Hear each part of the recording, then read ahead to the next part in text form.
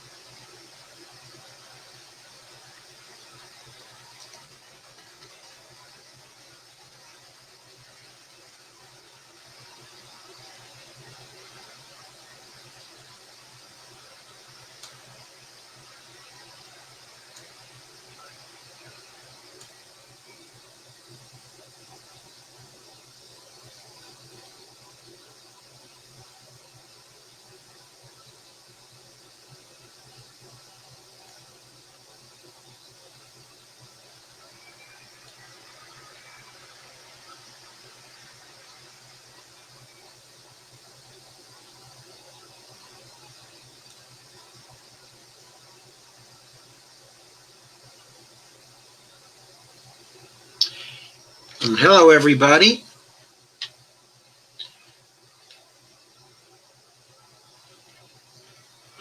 Can you all hear me okay? I know you can't see me yet because I haven't changed my view. But here I am now. Oh, thank you for coming. I know there's a lot of stiff competition today. It's the fourth day of the Democratic National Convention. I was about to call it a pity party, but sorry. But also, there is, I think, a call or some kind of event being held for the Movement for a People's Party as well. So that's a lot of competition right there. Dale Weaver says loud and clear. Hi, Dale. Nice to see you. Carmen says sound is crispy clear. And Carmen says, don't know why I never get any notifications when this comes on. Good evening, everyone. Okay, I have a confession to make. Tonight, I didn't have time to send out invites. So that's probably why you didn't get a notification tonight, Carmen. I usually do, however, send you an invite. So I can't explain the other nights. You are definitely on my list of friends to send invites to. So that is not something that I can explain, but I will look at it carefully from now on and take extra care to see that you are sent an invite.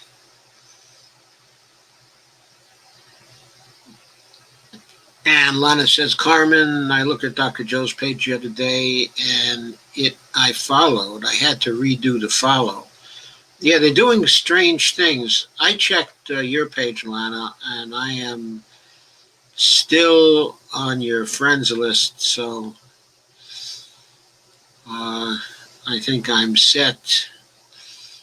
I send you a notification in any case, always. Dale says, I haven't been paying attention to the DNC at all. Lana says, unfollowed. Carmen says, yes, that's what I need to do. Kay says, I'm here. Thanks, Dr. Joe. You're so thoughtful. I try to be. And that's one of my things. I almost. I can't get over Joe Biden and the presentations for Joe Biden, people saying, Joe Biden is always learned the values of being thoughtful and considerate and polite to other people. Then I can't get out of my mind that scene during the campaign where Joe Biden said to that a little bit overweight guy, it seemed, not really extreme or anything, but said, "Hey, fat, you want to have a push-up contest with me?" That was anything but respectful. That was anything but thoughtful. And of course, there are a number of incidents that were like that during the campaign. So it was it was very ironic that they were doing that kind of thing. All the puffery at the convention has been incredible. And with Obama, I think the general consensus is that Obama's speech, of course, was very well delivered and very well put together. And I'm sure there wouldn't have been a problem with it if I had been giving that speech. But since Obama was the guy who screwed us for 8 years and who in that way prepared the way for the anger that elected Donald Trump, that was very, very hard for me to take. It was just very hard for me to take. I couldn't help but think of the neoliberalism and the inadequate stimulus bill and taking Medicare for all off the table and taking the public option off the table. Why? So that the insurance companies and the pharmaceutical companies could be saved and so that his donors would be happy. It was really, really terrible. And then after that, all throughout the rest of his administration, deporting people at an unprecedented rate, helping to repress the Occupy movement, constantly trying to make a grand bargain with the Republicans, which would bring even more austerity than we were having austerity first in the first place from 2010 onwards, doing the best he could in relation to austerity and then trying to make a grand bargain with the Republicans to cut Social Security and Medicare too. I mean, and on top of that, then doing everything he could to pass the TTP, the TTIP, and the TISA. All three of those horrible trade agreements, and never backing off them, even to the point where he hurt Hillary Clinton's campaign. Even to that point, he would not back off his lousy neoliberalism, which certainly prepared the way for Donald Trump and prepared the way for the nomination of Hillary Clinton as well. He did everything he could to sabotage Bernie Sanders in 2016, and then he just did it again for this particular campaign. And then he wants to come on like he's totally innocent of all this happening and to warn us about the trend towards fascism and how critical this an election is and the things we have to do to save the country. And he spoke with feeling and eloquence to young people, and it was just incredible. Carmen points out it was nauseating how Obama bent over for the Republicans. Yes, he did bend over, and the Republicans knew it. They came out of the negotiations frequently. They say, we got 90% of what we wanted. Ha, ha, ha, ha, ha. I don't think they were exaggerating too much. Of course, people overclaim, too. But it was a case where it was just a case where it was so blatant. The hypocrisy was so blatant and in the face of progressives that it was really, really hard to credit the speech, which was otherwise an extraordinary speech. But really, that's what Obama did throughout his whole presidency. When they went low, he spoke higher while he prepared to go lower. That's what it was really all about. And Michelle, when we go low, when we go high, they go low. I mean, when they go low, we go high. I forget. You know.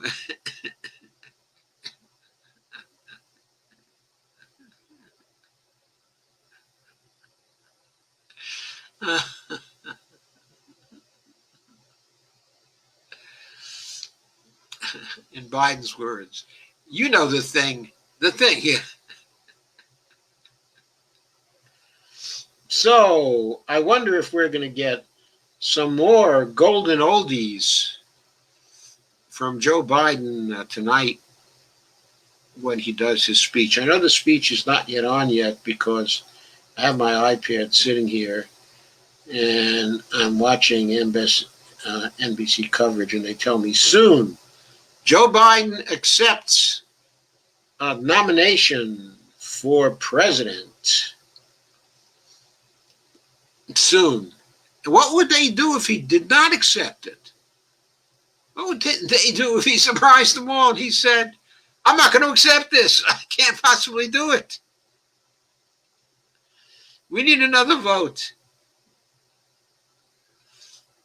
And Carmen then baits Steve Wolfbrand and says, don't get Steve W. started on Michelle.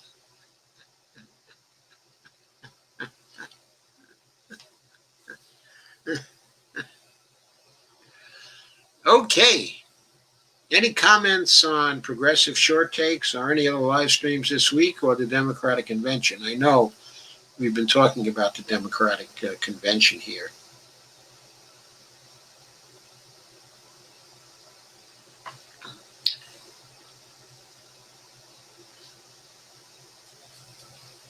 Oh, we have more Senator Coons, Chris Coons.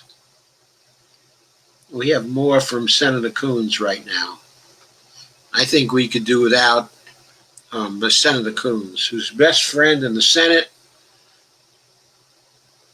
was Senator Flake from Arizona. The flaky Mr. Flake. Steve says Biden will be live, but probably reading off the teleprompter. He'll probably still mess it up. Oh, he's probably practiced it 100 times already. It's probably a reflex by now. Someone was talking about talking about Michael Obama today. Just Steve says, laugh out loud. Oh no, that was Sandy who said that. Steve laughed out loud. He did. That was a laugh out loud. I guess the yellow vests for Bernie couldn't protest at the DNC convention. I think the yellow vests were outside. I saw them, and I think Jordan Chariton has been interviewing various yellow vests in order to get a few choice opinions. Oh, they seem to be praying now, like before a football game. Everybody plays. Sandy says, I bet it's pre-recorded. It could be. And Antonio Calho says, Jeff Flake is a Mormon. He was the first to speak out about Trump not seeking re-election. Yes, I was glad he did not seek re-election because that now provides a chance for Democrats to have both Arizona seats. Though one of those seats is occupied by someone who calls herself a Democrat, but who's a highly debatable Democrat. But anyway, she will always be in opposition to Medicare for all. Carmen says, oh, that's awesome. Nothing on the net about the YVs at the convention? Oh, the yellow vests. They're outside. Oh, but of course, I forgot. The convention isn't inside. Okay, it's on the web. The whole convention is on the webs. Where the yellow vests are is outside of the convention hall in Milwaukee. Is anybody inside the convention hall? Steve says, DWS rigged another election. See Convo Couch. Okay, that's probably a good thing to watch. Yeah, she got something like 75% of the vote. I kind of suspected it might be due to a rigging. They certainly rigged the last election with Tim. The results were extremely fishy. Everything always seemed to come out. It didn't matter what it was. It seemed to come out to something like 6% for Tim. On the nose. It was transparent rigging of the machines.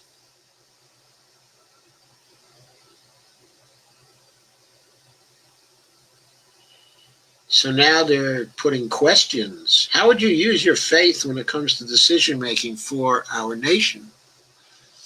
Well, that's an easy question. How would you use your faith? I suppose what I would do is I would pray before I had to make a serious decision. And then I would make the decision. Of course, I have to admit,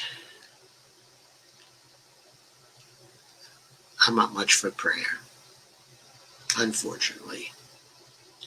Utah gave Adolf Hitler a ton of donations for some reason today. Utah gave Adolf Hitler? How could that be? I thought they were very opposed to Adolf Hitler. And Steve Wilburn said, that's got to be the most corrupt county in the country. You mean DWS's county? Doesn't her district go across but 2 counties?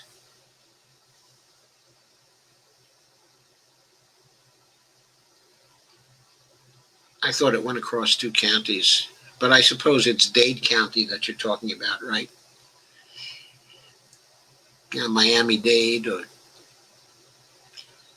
Dade County. I don't think Fort Lauderdale is in Dade County, is it? Enlighten me, folks. Not too clear about the counties in Florida right now. But I think her district does go over both Fort Lauderdale and Miami. Carmen says, so the religious fanatics are testing for Biden's loyalty already. Well, they won't have trouble with that. He's a prayerful Catholic, I think, isn't he? Always has been a Catholic. He's not a fundamentalist. Yeah, Broward, that's it, Broward. Yeah, Broward County is where Fort Lauderdale is. Dade County is where Miami is. Yeah, Broward is Fort Lauderdale. And a lot of other things, too. And Dade is Miami, and I guess not much else except for Miami. I remember when I was a kid, we always used to wait for the Dade County results to come in. They were always late. and they usually would swing the states over to the Democrats in those days. And Sandy said he's a Cape Catholic. Sandy, what's a Cape Catholic? What's a Cape Catholic? Steve says Biden raped Batara with his finger. Huh.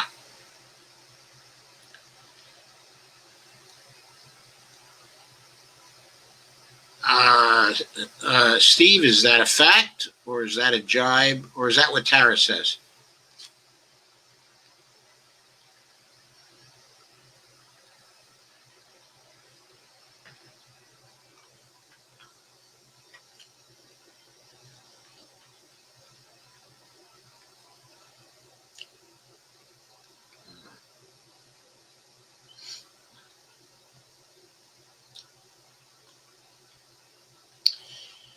So, Keisha Lance Bottoms is on right now. She's already taken up far more time than was given to AOC. Carmen says, so he's Vlad Vampire Catholic.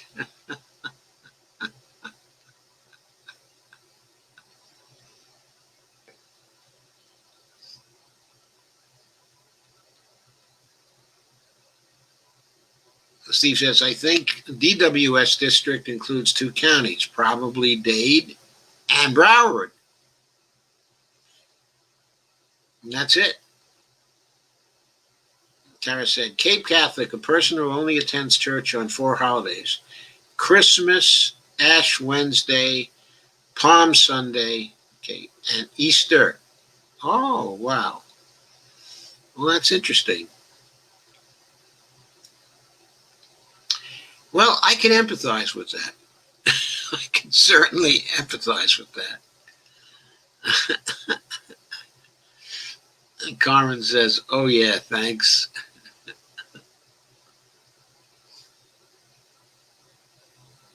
There are many Jews who go to temple only on the 2 days of the new year, okay, of Rosh Hashanah, and on Yom Kippur.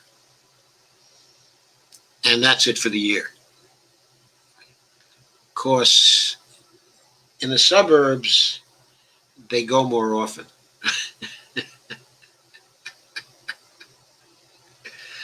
Now, that's a joke, but you have to have grown up in New York City to understand it. Steve says, I go to church once a decade.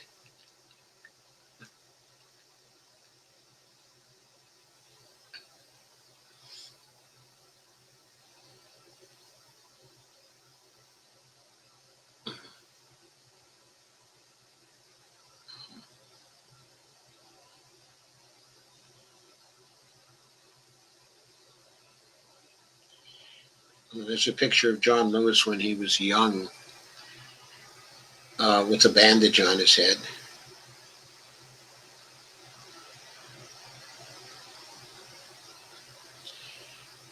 John Lewis was a brave man when he was young.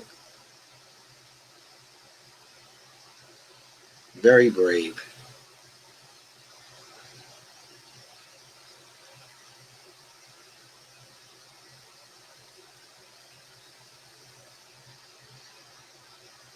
And there's a statement by Elijah Cummings, who's gone now. He was a good one. Carmen says, I only go for food banks, but they'll try to rein you in to attend with those guilt trips. Yeah, everybody tries guilt trips. It's a standard tactic.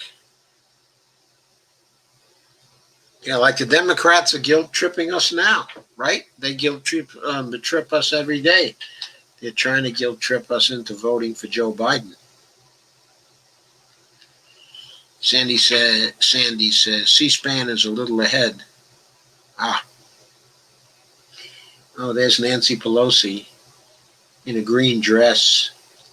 She probably figured, since Joe Biden is Irish, that she would wear a green dress.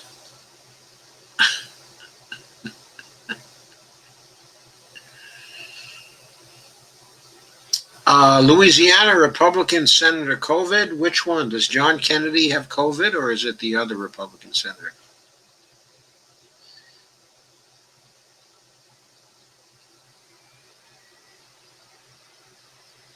And they got Stacey Abrams talking now. Has COVID. Kay says, I just got a message from my daughter saying 2 of my grandkids are evacuating in California from the fires there. Oh, where are the fires exactly in California? Aren't they in Northern California? Antonio says, basically, the Mormon community not like Trump. That was a Republican fracture. Yes, I understood that. They do not sympathize a lot with their health service. It is one company, a monopoly, and they have to gravitate around the church and that company for health care. I'm sure Medicare for All would set them free. The church system is old because there was no Social Security, and they're afraid of taking the plunge. How is their health care out there? Isn't it really pretty good, the church's health care? The Mormon church's health care, that is. I had the impression they took care of their own. Steve says, it's pretty bad up north. Where are they? Now, Gavin Newsom was saying tonight that there are lots and lots and lots of fires around. Sandy says, business people and politicians go to church to make connections, good for business and votes. Yep. And Carmen says, the other, sorry, can't remember much, migraine all day, tropical storm brewing. Kay says, not exactly sure where they are now. Yeah, someone should turn on the Weather Channel and check it out. They probably have the latest on it. It certainly is a disaster. California is suffering. And Antonio says, but Utah appears to have reasonable health care. Steve Wolfman says, we have 2 fires in the LA area. Northern California has hundreds, 25 major due to many, many thunderstorms. Where are the 2 fires in LA, Steve? Are they anywhere in your congressional district?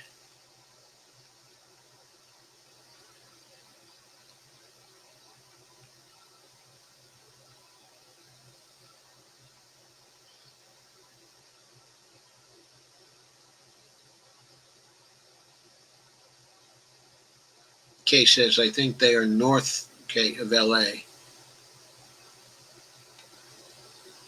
So they're not in LA itself. Yeah, Dvorak tells me it's hard to have fires, in LA because of all the concrete.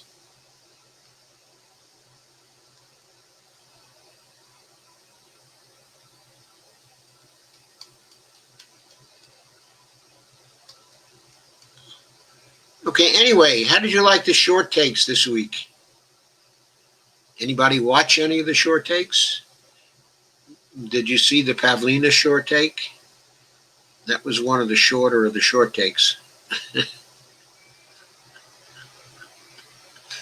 It was based on a Twitter thread she did. Carmen says, Senator Cassidy has COVID. Oh.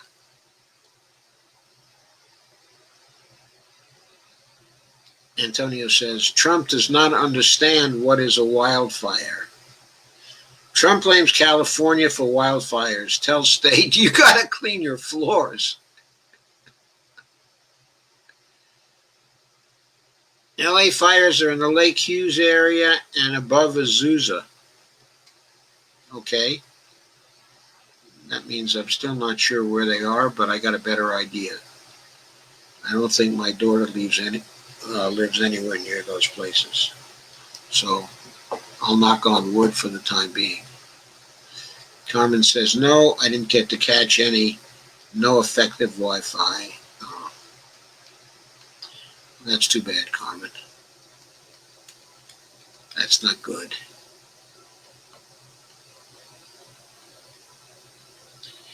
They're singing before Joe Biden accepts the nomination for the presidency. There's a lot of singing that is going on.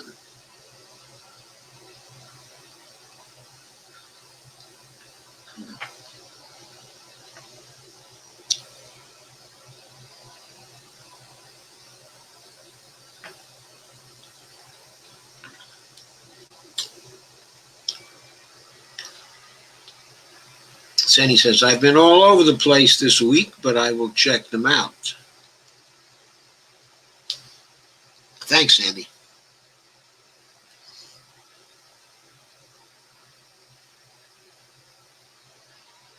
Lana says, I did watch a few. I hope you will keep doing those. Yes, I will keep doing those. I have gotten into the rhythm, okay, of doing them. I have another one to post yet that I was going to post earlier today, but that I have not had a chance to post yet. But the other one is about, it's called Authoritarianism and COVID-19 Failures. Last night I posted one on missing in action on the first night. That was about what was missing at the Democratic Convention on the first night of the convention. But there remains one more this week, and that is, at least one more, and that is authoritarianism and COVID-19 failures. I'll probably be posting that tonight after our discussion here.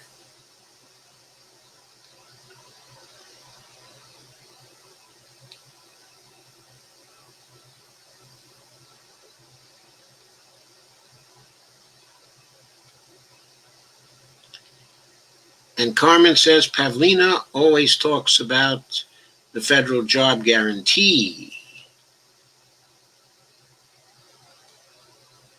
Anything else new from her? Yeah, this one was about the public sector versus the private sector and what kinds of things should be handled and really must be handled by the public sector for them to be successful. She handled it very well in a Twitter thread. I went over the Twitter thread and gave a commentary on it. So you'll probably want to take a look at that, Carmen. Okay, Lana said, I did watch a few. I hope you keep doing those. And as I said, I will. And Carmen said, Pavlina, damn autocorrect. Steve said, nowhere near your daughter. But she'll be breathing smoke. She's probably indoors, so hopefully she won't be breathing smoke. She spends a lot of her days indoors these days, I think.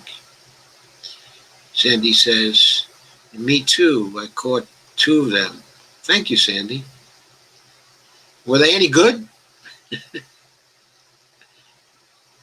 Steve said, I watched some shortcakes. Pretty good stuff. Thank you, Steve. Lana said, what about Governor of California trying to force Uber and Lyft to give the drivers some benefits? I thought that was great.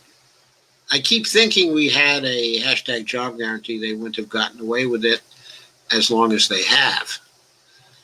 Also worried about, yeah, I think so too. They wouldn't have gotten away with it at all because everybody would have just gone and worked for the job guarantee, made more money anyway. And Lana says, also worried about how those people will earn some dollars now. Well, hopefully we'll get the job guarantee. I think there are going to be a lot of people inside of the Biden administration who will be pushing for the job guarantee. If Jared's in there, he's going to be pushing for the job guarantee. If Stephanie gets on the Council, okay, of Economic Advisors, I guess it's the National Economics Council now, then I'm sure she'll be pushing for the job guarantee. Who knows? Maybe Pav will even get on there too. Carmen says, Germany is starting a UBI. How can they afford it? I don't know. They're not even a currency sovereign, but they usually haven't had much problem with that because they're always running surpluses. Okay, but anyway, yeah, they're going to have a UBI experiment. It's not for everybody. It's just an experiment. And the part of the population that's going to get it is going to get it at $1,400 a month. Take that, Andrew Yang. It's not going to be $1,000 a month. It's going to be $1,400 a month. Antonio says Miami-Dade. Miami-Dade, yeah.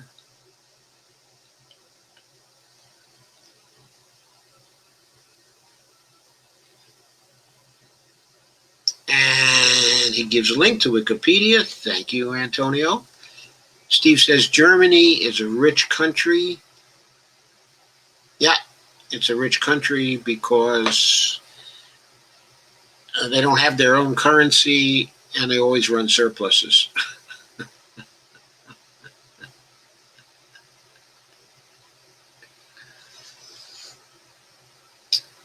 Trade surpluses, that is, with the other nations gave Europe. I think they've done that for 19 years straight now or something like that. I think they're hated in a lot of the rest of Europe. Anyway, Steve, those kids are with their other side of the family. My daughter is in Fort Lauderdale. Long story. Sandy says, very good. Did they fly to Fort Lauderdale? Okay. Antonio says, but Broward, I lived there. 15th Street Marina. Marina, I guess. Sorry. I'm from New York, so I call them Marina. No. Carmen says, really? Lana says, Carmen, that is an experiment in Germany funded with private donors, not the government. Oh, the government is not even funding the bill for that. My God. Boy, the neoliberals must want that really badly to be funding it themselves. Jennifer Burbano blocked me for putting up an angry emoji when she posted that article.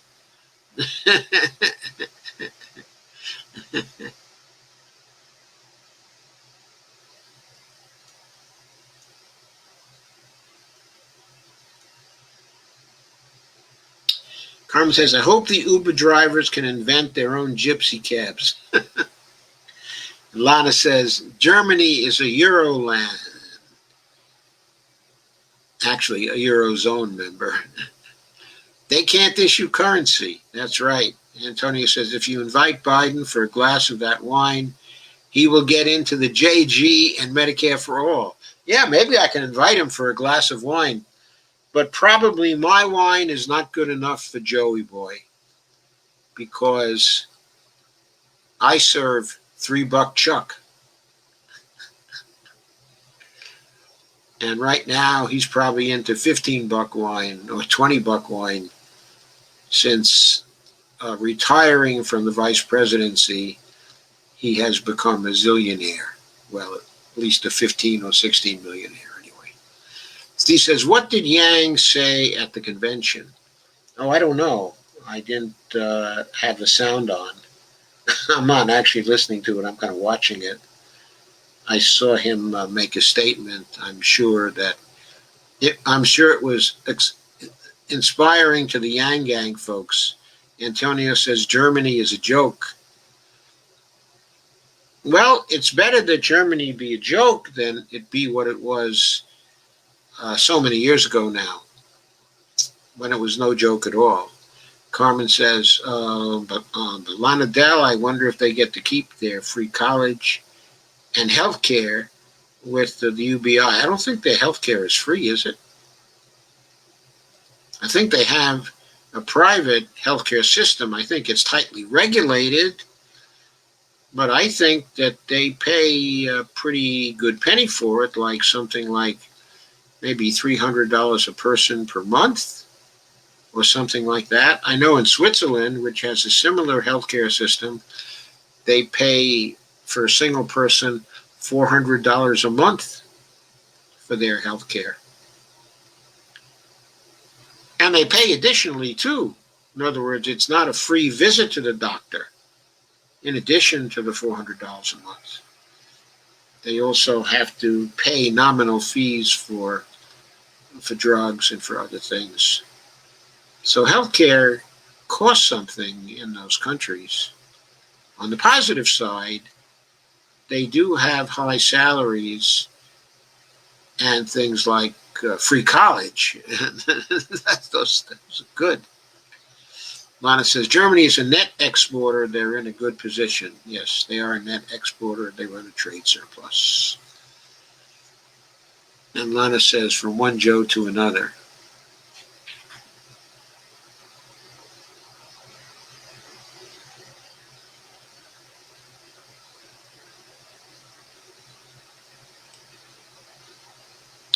Antonio says Germany is like China. Well,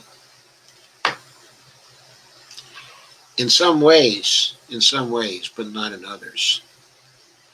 I mean, China still has a very big part of its population living in poverty in the rural areas. How long that will go on for, I do not know. But Bonnie is sitting here now, and she's laughing at me. No, I'm not. No, she's not. She's smiling at me. Yes. And Carmen says, they're sorry. Oh, that's okay. Steve says, Germany builds things. Southern Europe drinks wine and goes to the beach. Well, you know, they build a lot of things in Italy, too. They're really pretty good at building, okay, in Italy and in manufacturing as well. As well as, of course, okay, in agriculture. But it's also true that even though it's said that Southern Europe goes to the beach, the average work week for Greeks is 500 hours more than it is for Germans. Germans get a lot of holidays, a lot of time off. I think their annual full-time work year is if I'm not mistaken, if I remember correctly, it's something like 1,385 hours. But you can look it up in the OECD statistics and see what it is right now. In the United States, last time I looked, God bless you, honey, the average work week of Americans was something like 1,807 hours. And I shouldn't say the work week, the annual work year was 1,807 hours of actual work. And for Greeks, it was something like 1,857. They had the highest figure in Europe. And Lana says, Carmen, the UBR they're talking about right now isn't for all the population. Right. So it's actually just a BI for some part of the population. They won't be able to gauge the macroeconomic effects, only the microeconomic effects. Of course, the whole point to me, okay, in terms of a UBI, is the macroeconomic effects, because the wrap on the UBI from the MMT point of view is that if everybody got the kind, okay, of UBI that Yang is talking about, the result would likely be inflation and perhaps even a risk of hyperinflation. Because, of course, everybody would just adjust to the UBI over a period of time.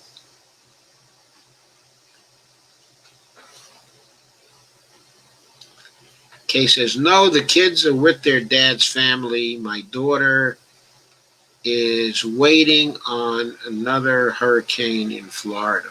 Oh, wow. Extreme weather. Carmen says, how so? Kay says, going to be an exciting weekend. Shake my head. Good thing we have no climate change. Lana says, from one Joe to another. From one Joe to another, stop listening to the frickin' neoliberals, Robinette.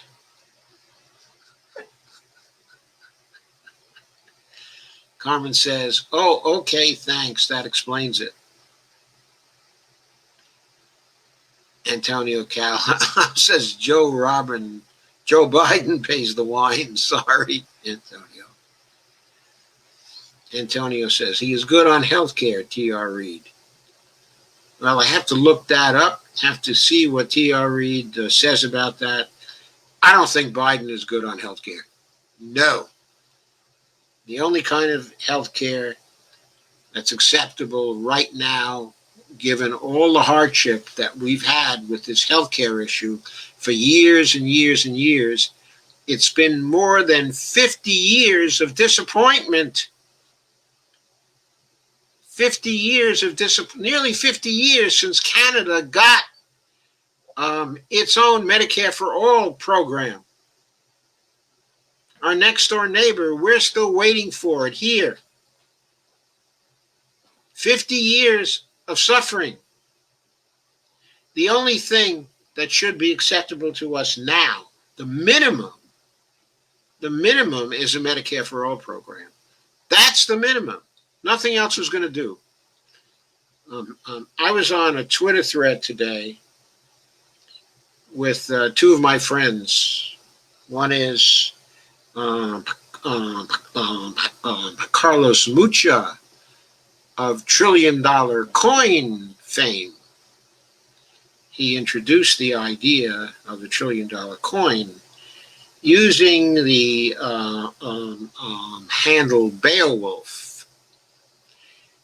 And the other friend goes by the handle of clonal antibody. And we were talking about the different ways of getting to universal coverage. I, of course, was taking the Medicare for All tack, but clonal antibody and also Carlos are both very wonky. So they were into figuring out how we could get just about there to universal health care while perhaps still having some copays and also deductibles by using executive orders. Carlos came up with a very good notion, which was based on the corrupt exception that was put into the Affordable Care Act so that the minors in Max Baucus' estate would be able to have free health care. So there was a clause that was put into the ACA specifically to get the support and the vote of Max Baucus when he was senator.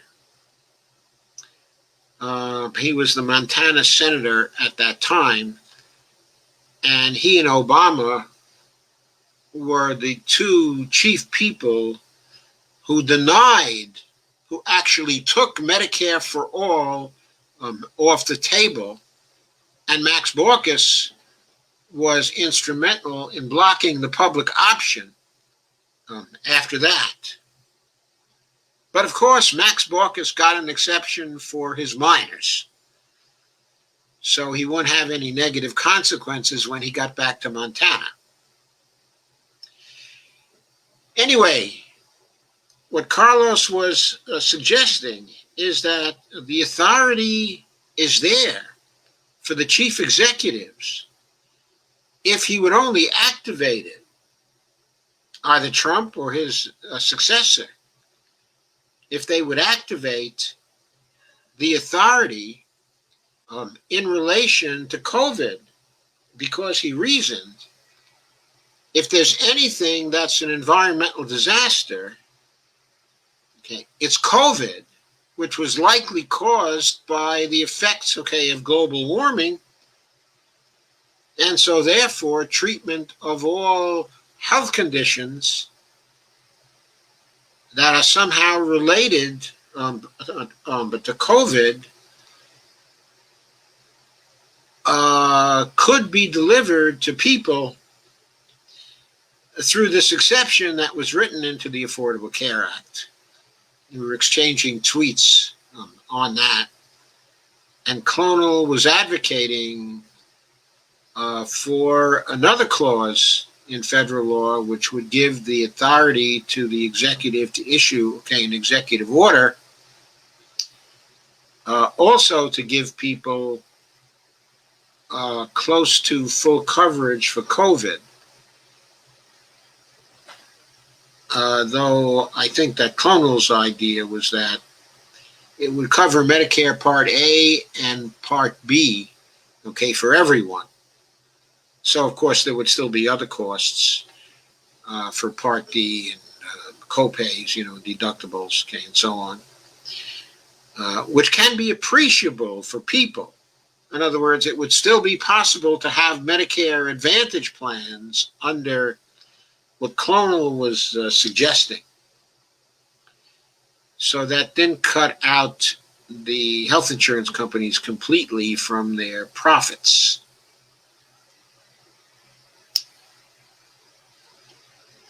Steve Wolfbrand says, if I was in hospital, I'd learn German and go to Free University there and never come back. Well, if you could get some dual citizenship, just so you would have the option to come back in case someday there's a war in Central Europe again, that might be a good idea. Just to hedge your bets. They've had a lot of wars in Central Europe over the century, and no real telling whether they're over that or not. Of course, we don't know whether wars will be coming to the United States or not. That may depend on whether parts of the United States secede from other parts of the United States. And by the way, if any secessions do take place, then, Steve, the area of the United States you're living in now would, I think, be a prime candidate to become the core of a new secessionist country. Carmen says, Italy gets a lot of benefits and time off as well. I think they do. I don't know if they get as much, as Germany. Sandy says, bless you, Bonnie. Oh, thank you. Bonnie says, thank you, Sandy. Steve says, salad, Bonnie.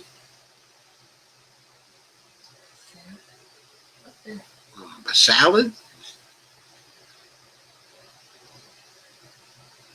A salad, Steve? Dr. Joe's a walking encyclopedia. Who needs Google? Not as much as a walking encyclopedia as I used to be. Oh, he says, salud. Sorry. Autocorrect.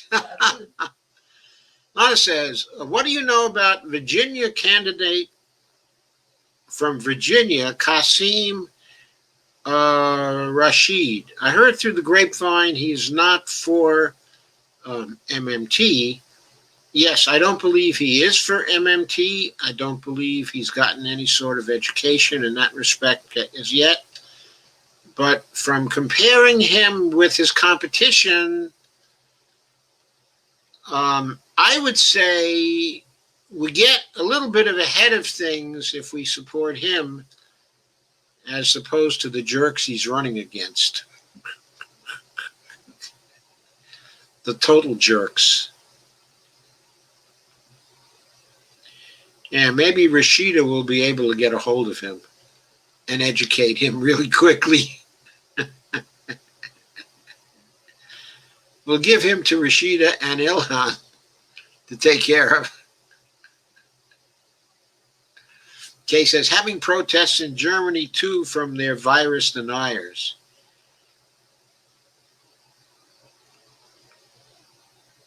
Steve Gonzo says, former Republican National Convention Speaker Steve Bannon, Trump, $400 million border wall, Epstein. I'm not sure I can quite decipher that particular string of words and phrases, Steve? Perhaps you would care to elucidate. Carmen says, yeah, that was Steve Gonzo, by the way, I was talking to just now. Carmen says, oh, yeah, Bannon got arrested. Yeah, that's right, he did. Antonio says, well, Trump will probably pardon him next week, right? Antonio says, Germany conquers by selling. They accumulate the profits in private companies, incorporate the profits in reserves, and they keep making more to sell more. They also have a lot of inequality, unemployed immigrants from Turkey, for example. Yeah, Turks have been going there for years. Their stock market is frivolous. Free health care with some insurance to complement, and fees, a typical neoliberal approach. Yeah, as I said, I was under the impression that if you wanted full coverage there, you had to pay at least the $300 a month. Is that true? I know most of the world's stock markets, Germany is export mining equipment and gets resources from manufacturing. A large version of something, I guess. Now it says, what about that BS about a Biden advisor? God, Biden still hasn't accepted the nomination for president. There's Tammy Baldwin talking now. Amazing. What about that BS about a Biden advisor who said, quote, the cupboards are bad. Yeah, Ted Kaufman. Yeah, Ted Kaufman is not just an advisor. When Biden left the Senate to become the vice president of the United States, but Ted Kaufman, who had been his chief of staff for years and years, was appointed in Delaware to fill out Joe Biden's Senate term. And actually, Ted Kaufman was pretty decent as a senator. He was quite close to Ted Kennedy, and he kind of followed along with what Ted Kennedy wanted to do. So, but it is true that he would be the kind of person to say the cupboards are bare because he doesn't actually know any different. But he's probably a pretty good guy, and he might be able to be educated by some of the economists that Biden will have access to.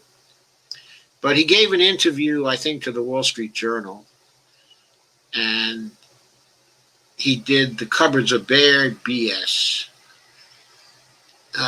Lana said they will be preaching more austerity over the federal deficit, and debt. Well, this time for sure, it is not going to work because when they try that crap, they are going to find a whole host of journalists this time are going to be dropping on their heads with ridicule from many sides. And in addition, they're going to have thousands of MMTers tweeting at them about how ridiculous it is because now we have thousands. When they were last in office, we didn't even have hundreds, but now we have thousands. They will never escape us. We will laugh them out of court. Steve says, you can tell from my name I favor Germans, but I drink wine on a Greek beach. A lot of Germans would drink wine on a Greek beach. That's why they keep the Greeks in debt, so they can get cheap vacations down in Greece. Foreign exchange, don't you know? What about that BS about a Biden advisor? Oh, yeah, I'm sorry, I read that already. Okay, Barbara Wernick said Biden is horrendous on health care. Well, anything short of Medicare for all is horrendous, Barbara, so I'd agree with you. He's horrendous on health care. Carmen Muniz says they pulled off of a boat by the post office police. Who was pulled off of a boat by the post office police? Steve Oprah said, I'd rather, sorry. Now says, Steve W., a German imposter, a Greek in his heart. Steve says, pretty much. That's why you live out in L.A., right? Because you're a Greek at heart. Sandy said, I saw that too. The post office police apprehended him on a boat. Sorry, who did they apprehend on a boat, folks? I missed this. Did they apprehend Joe Biden on a boat? The post office police? Antonio said, T.R. Reid, paid by his publisher, editor, traveled over 30 nations and lived there with his family to write a book, and it is a comparative study. Germany was the first to have a national health care and Social Security with the Kaiser. I know the history of that goes back to Bismarck. It was actually Bismarck's plan, okay, that the Kaiser implemented, yes. And they were the first to have national health care and Social Security, right. And I know about T.R. Reid's book, and I know he traveled to over 30 nations. I believe that book is, 10 years old? Maybe 11 years old? I know that book. Anyway.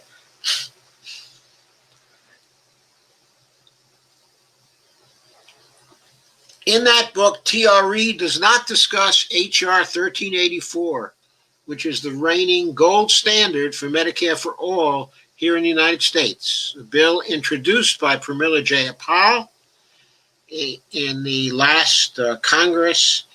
It is a terrific bill and much better than Bernie Sanders' bill. And Carmen Munoz says, Griecher van ist wie das Blut der Erde. That's the best I can do, guys. I don't know German. I don't even know much Yiddish, I'm afraid.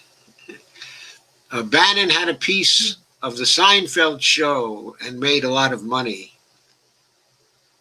I don't know why he would take such a risk to make a few $100,000. It's weird.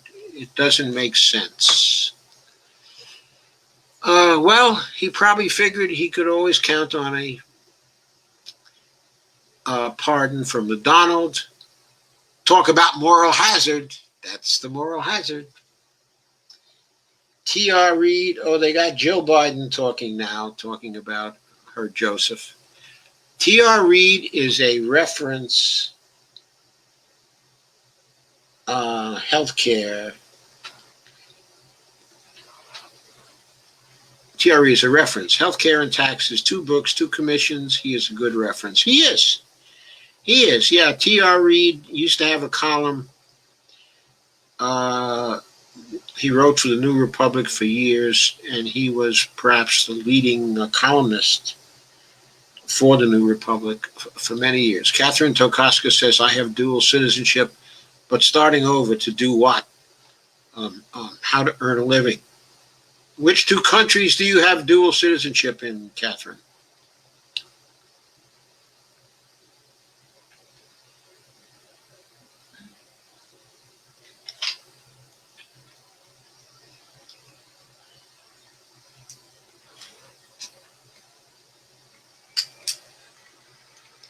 And what was this?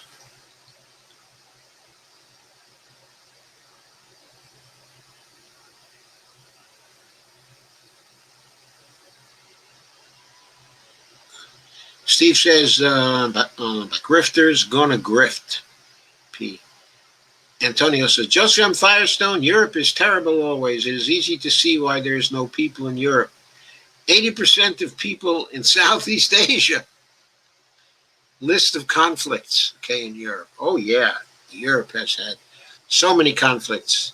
Antonio, I have a PhD in international relations. I used to study wars in Europe going back to when? The 14th century? The 13th century? A very long time ago.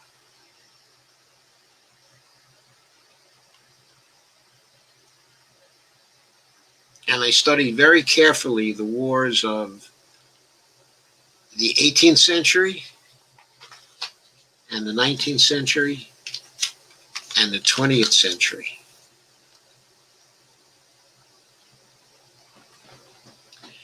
Lana says, would it be embarrassing for the DNC if more votes comes in for Bernie instead of Biden. Yeah. It would be embarrassing, but it can't happen. Why? Oh, He's on the list, isn't he? It can't happen at the convention because the votes have already been taken, and Biden has already won. That happened on Tuesday. So Lana says, I need to get with Ilhan. She still talks about taxes paying for federal spending. Bernie talks about that too. They all know better. I haven't noticed Ocasio talking about that, though. I haven't noticed her talking about taxpayer money. I don't remember whether Rashida talks about taxpayer money. Steve says, I guess so, Steve Gonzo. Antonio says, Bannon was nailed.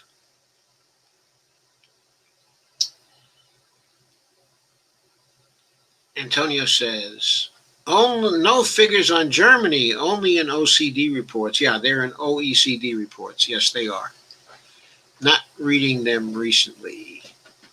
Evelina says he was touring Europe, wasn't he? I know he was all over Latin America recently. Yeah, he's probably fomenting coups all over the world so that Trump can get the CIA to go in and install new regimes that are pro-Trump regimes. Steve says, Pentagon Inspector General began looking into a suspicious $400 million contract given from the Department of Homeland Security to the construction company linked to Bannon's group. The funds sent at Kevin Cramer, Republican North Dakota, and Trump's urging to Fisher Sand and Gravel for the construction of 31 miles of new border barriers along the Kibitsa Prieta National Wildlife Refuge in southern Arizona. Ah, how interesting. And Steve Bannon was going to get in on this and make money? Nah, that's Trump enriching his cronies. Trump enriching his cronies. Oh, here we go. Joe Biden with his kids. This is the whole night celebration of Joe Biden. Has anybody heard one word about policy yet? Has there been a single word about policy? Sandy says, Joe B. going to say one sentence live. Then Mommy Jill will come out and take him by the hand and lead him away from the microphone. Well, first, she's going to give him a passionate kiss and a big hug. Come on, Joe. And then she's going to say, come on, Joey, let's go home and eat some ice cream. Steve Wilbrand said, anyone can go to Germany and get a free education in their universities. Now, many stay and grow their economy. Okay, a very wise people. I think you can also go to Canada and get a fairly inexpensive education. I don't know if it's free there anymore. But for Americans who go over there and study, I think there are grants to help support you while you're there. Yeah. So the Canadians are a very wise people too. And they are not in Central Europe. And I don't know if it's very much colder in the southern parts of Canada, many of the southern parts of Canada, than it is in Germany, if it's colder at all. Germany gets pretty cold in the wintertime. Antonio says, my M4A flashcard. Only Medicare for All can bring manufacturing and jobs in general back to the USA, and good paying and useful jobs with real value creation for all in all dimensions of human life. It is the human-centered solution we have to embrace, and it was done successfully in other nations. And if the USA joins, it will be the paradigm change of the century for the civilized world. Well, I would certainly say for the U.S., the rest of the civilized world has either Medicare for All or better right now, right? Okay, I think they have the National Health Service. So in the UK, in spite of the fact that the Tories have been trying to kill it for 40 years now, the British people will not let it go. Anyway, to continue with Antonio's comment, there is no looking back on the path to follow. There are two bills, H.R. 1384 and S. 1129. One from Pramila Jayapal and the other from Bernie Sanders. And Pramila Jayapal's bill is better. Carmen says, the only requirement is that you speak Deutsch. And Antonio says, the cure, we need to pass H.R. 1384. That replaces Medicare and Medicaid with enhanced Medicare for all. No premiums, no copays, no deductibles, free dental, free psychiatry, free chiropractic. Yeah. Free at the point of service for all, and will bring down U.S. spending by $1 trillion per year at least. That is true. Maybe more. Maybe by as much as 1/3 of what we spent now. So in just this past year, we spent an estimated $3.8 trillion. So do your multiplication and see what that comes to. Assuming we could do it for 2/3 of that. How much is 2/3 of that? It's more than $1 trillion. It's more than $1 trillion. It's something like, what is it? 2.6, it's probably 1.1 or 1.2 trillion. Evelina says, off the top of my head, Evelina says, I scrolled this down too quickly. I got to get back to Evelina here.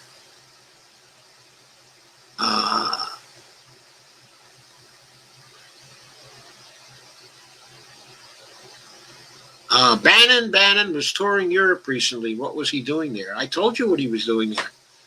He was trying to foment revolutions. Catherine Tokarska says, a dual citizenship is Polish and European. And Antonio Calhoun says, gives a link to H.R. 1384. Thank you, Antonio. Read that bill. It gives the text, something like a 120-page bill or 125-page bill. And Evelina says, I know, which is short for U.S. bill. Not as short as H.R. 676 was. The last version of that one was something like 35 pages. Evelina says, I know in Spain he met with the fascist party there. The Vox, I believe. Well, it's expected that a fascist would meet with fascist parties.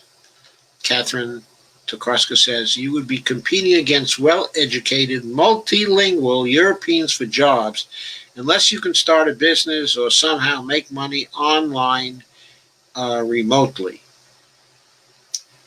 Good point. Good point, Catherine. Everybody's multilingual over there. Steve says, waiting for Biden's gaffe-filled dementia speech. I don't expect him to make too many gaffes in this speech. He's not under pressure. He's had a lot of time to practice it. He may have given it 100 times already. It might be completely automatic by now. Antonio says, to me right now, if I had dual citizenship, probably USA and India. India is good karma in spite of all. They're not controlling freaks like China. Cast through. Yeah, I think it may be hard to make a living in India, though. Argentina says, in Argentina, he met with Macri and his lot. Oh, yeah. Barbara Warnick said, they already stole those votes. Steve said, what did you think of AOC's 60-second speech stock? Well, I guess it was 97 seconds in the event. Well, Well, it certainly was one of the high moments of the second day, if not the high moment of the second day. I'm not saying it was absolutely fantastic, okay, or anything like that. She only had 60 seconds, to deliver it, and she took 97, okay, as I said. But it was a graceful speech, and it covered a lot of high points that had to be covered. And I was surprised they didn't try and censor it. Sandy said, nope. Antonio said, I am not following the conversation, just told, but Biden told he would never sign Medicare for all. Biden can say what he wants, but, and that is a smack across the face, okay, of the progressives. But 88% of the Democratic Party is for Medicare for all, at least according to one poll right now. That means that he's going to be getting a lot of pressure from his own party. And if he wants to find favor with his own party, and if he wants to back them up in their run for Congress in 2022, he might have to change his mind about Medicare for all. Right after he gets in, the 2022 elections are going to be coming up. And people are going to want to run for Congress on Medicare for all. And he needs to be there to support them.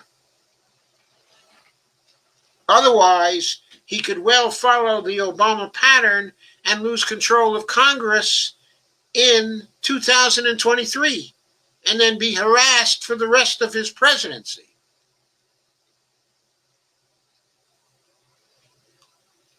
Steve says, Bannon is quite a character. There was a mansion in Florida with a lot of hookers and cocaine. Not that there's anything wrong with that. Well, I'd say there's something wrong with hookers, right? In other words, that's, I'm afraid, I think that is exploitation, okay, of women, that the supply of hookers might well dry up if we get a federal job guarantee. Lana says, why the sudden push to push back sanctions against Iran? Because Joe Biden's coming into office and might immediately end sanctions against Iran? Maybe that's what it's about. Antonio says, I would never give up the U.S. By universities, even if I had to be a janitor to go to school. I think a lot of the universities in Canada are very good now, Antonio, and that they're up to U.S. standards. In fact, many of them have professors that were educated in the U.S. and have PhDs from the U.S. and who were offered jobs in Canada and took them. There was quite a run by the Canadians on U.S. PhDs during the late 1960s, early 1970s, and the 80s. And I think places like Simon Fraser University and UBC, Ottawa, Toronto, and York, they're really pretty good schools right now. Okay, and McGill is about as good as it gets. So Canada's got some pretty mean colleges. Sandy says, I had to trim down the sound on the TV. Mayor Pete is talking. Yeah, Mayor Pete is talking. The bullshit really flows from that guy. Catherine says, I have a tip for anyone on student loans. Under alternative repayment plans for Fed guaranteed loans, the payment is based on the AGI. But some foreign income is excluded from AGI. AGI is the adjusted gross income. Up to 100K plus rent capped. Hint, hint, hint. Get a lot, okay, of foreign income. And that's excluded from your AGI. And so therefore, your repayment plans for Fed guaranteed loans can be at a very, very, very low level because you earned your 100K overseas. Pretty cool, right? Oh, very good tip. Yeah, Catherine. Carmen says, getting closer to election day, DT needs a convenient adversary. Carmen says, booty itch. I'm not sure what that's about. What that reference is about. Oh, Buttigieg. Yes. Oh, Buttigieg. I'm sorry. Steve says, I was in Portugal a couple years ago. Their drug policy is amazing. Treatment and legalized small quantities. Yeah, Jamal Thomas has reported the same thing. Catherine Tokarska says that's 100K per year. Yeah, I figured that out. And Antonio says most national health services suck because of that war form, the governments. I'm not sure what that means, but with the USA in a competitive pace with Medicare for all, it would change globally. Healthcare as a right would be a reality. I think it would be wonderful. Certainly wonderful. Antonio, Sandy said, I might as well leave it down now since it's all the people that ran against Joe. Yeah, there's Bloomberg. Bloomberg, the Republican, gets more time at the Democratic convention. So many Republicans have gotten more time, than AOC. Ilhan didn't get any time at all. Rashida didn't get any time at all. Ayanna didn't get any time at all. All stars, they didn't get any time at all.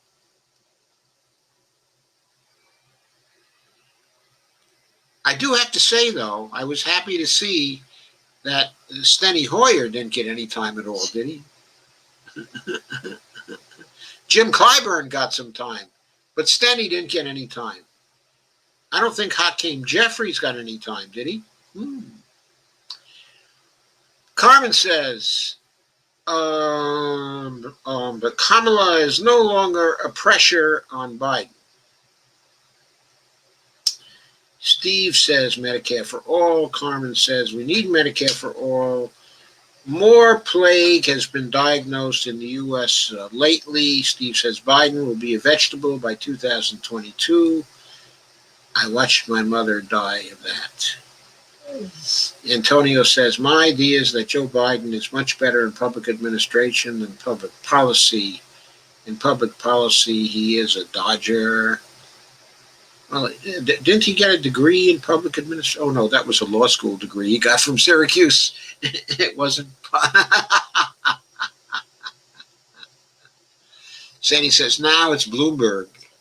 God, it's 10:22. If they don't get to Biden soon, he'll be outside of prime time. What are they doing? Does anyone notice how much Trump looks more and more like Stalin? Physically. Does he look more and more like Stalin or Mussolini? Mussolini. He looks more and more like Mussolini. Yes, yeah, I agree. He looks more and more like Mussolini with every passing day. He wears his hair like it. He pokes his mouth down. Yeah, yes. His expression is just like Mussolini. Let me tell you something about that. Compared to Trump, one Benito Mussolini was a genius. I'm telling you. He was a lot brighter than the Donald. Sandy says, now it's Bloomberg. Carmen says, will Kamala be president then? Oh, no. What if she makes HRC VP?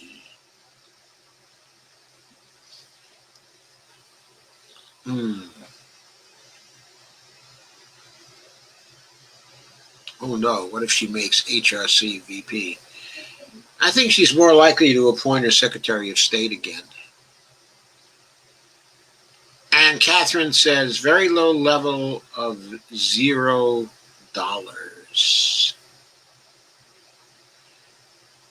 Steve says, Booty Butt can speak for an hour and not say anything. I noticed that actually during the campaign. He was quite expert, okay, at doing that. Also, Obama was pretty expert, okay, at doing that, but Obama at least left you with some memorable lines. Yeah, Buttigieg, not much. Biden has less than 30 minutes to talk. Isn't the big weenie roast over at 11 o'clock? Yes, the big weenie roast is over at 11 o'clock, and he's got to leave some time for Chuck E. Cheese to say a few words at the end, right? If you're watching on MSNBC. Yes. Antonio Calhoun says, yes, Canada has many U.S. professors and so many Canadian professors. For example, very famous Kenneth Galbraith, John Kenneth Galbraith, this is. John Kenneth Galbraith was from Canada. He was. But his son, Jamie Galbraith, is from the United States, right? And John Kenneth Galbraith, of course, when he got through serving the New Deal, he went to Harvard, and he was a professor there for the rest of his life.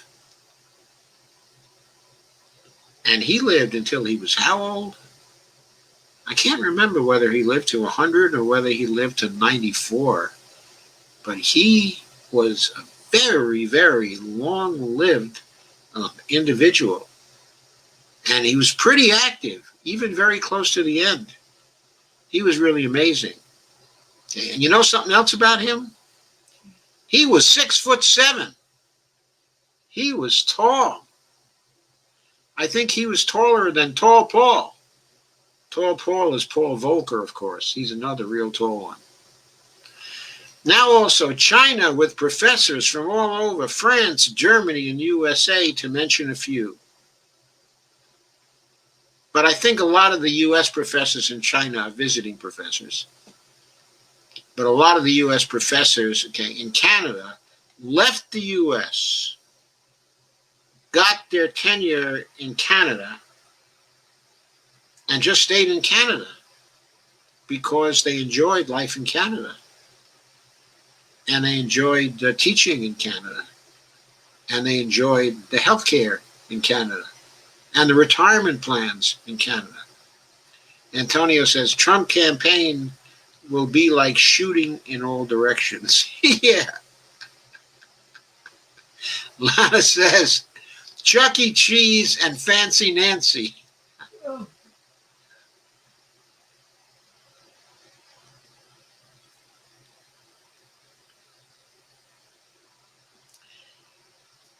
And Steve says, Trump threatens to send law enforcement to polling places during Fox News interview. He's already got 50,000 poll watchers there who are probably going to come armed to the teeth. Are you sure he wants law enforcement there? I mean, the law enforcement there might inhibit his poll watchers. Carmen says, Trump looks more redder now. Steve says, Joe was screwing Jill while she was still married, according to the ex-husband. Well, I'm certainly no expert on that, but I don't make those kinds of judgments about people. I think that Joe and Jill have been married for a sufficient a number of years now. I think they got married when? Something like 1973 or 1974 or something like that. So they've been married now for something like, 46 years or something like that? Now, that's not as long as Bonnie and I have been married, but I'd say that Joe and Jill have done a pretty good job at being married. 46 years is a pretty good job. So I really don't care what her husband has to say, her ex-husband has to say on that subject. I mean, that's his problem. If he's still talking about it, I feel sorry for him. Antonio says, oh, Mussolini's rolling in the grave. Quote, do not compare me with Trump.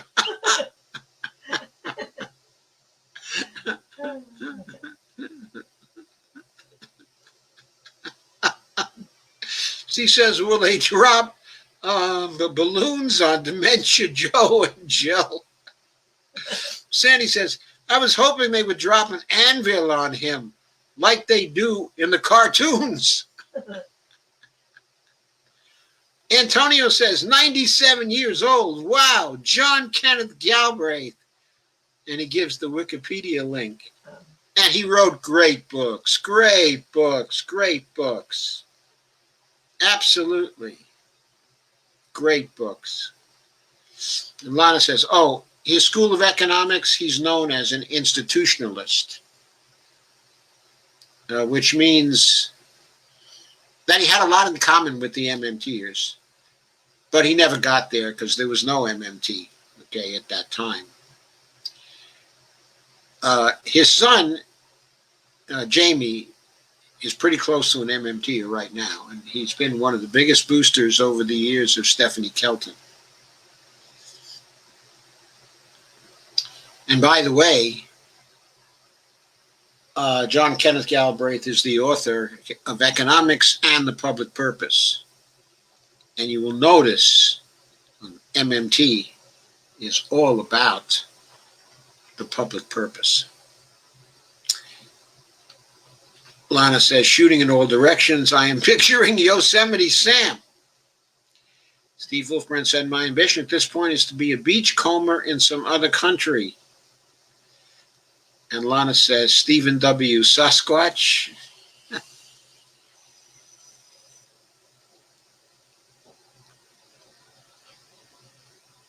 Carmen says, Obama says, Joe, I'm nominating you. Biden replies, for what? They still haven't gotten to Biden. It's 10:35 already. Steve says, I dated her for a short time. Who did you date for a short time? Steve says, where am I? Quote unquote. Sandy says, my biscuits are burning, quote unquote.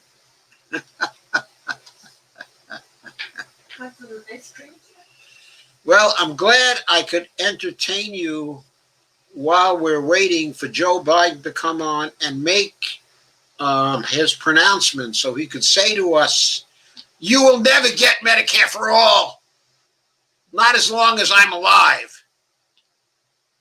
Then we can all sit back and hope that won't be a very long time. I remember when Obama said, we're working toward Medicare. I know, what was it?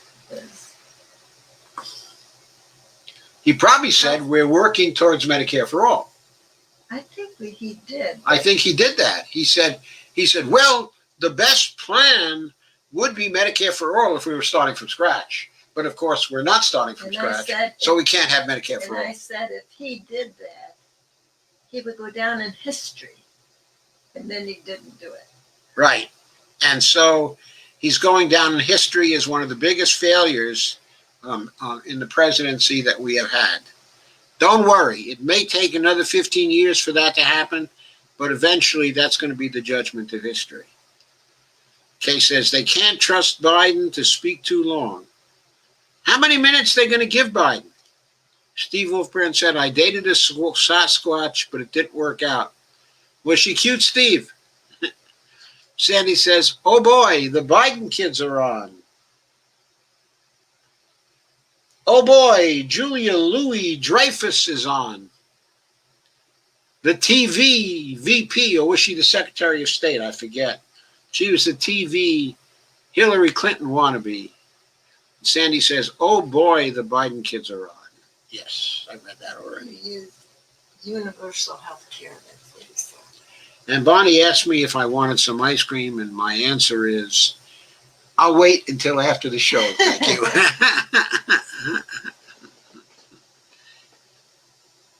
And Sandy says you're on the delay. Oh, I am? Really? Yeah, I'm seeing the Biden kids now. Yeah.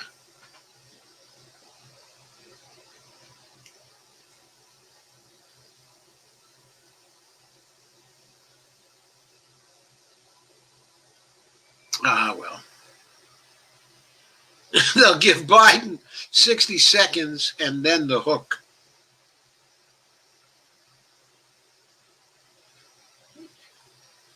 It's too bad he didn't get the hook 6 months ago. We'd all be much better off today.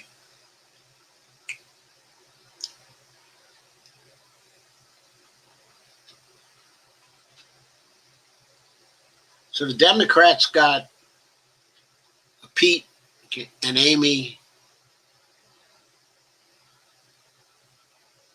to say, it's okay, I'll wait my turn. Of course, neither one of them had a chance to win anything.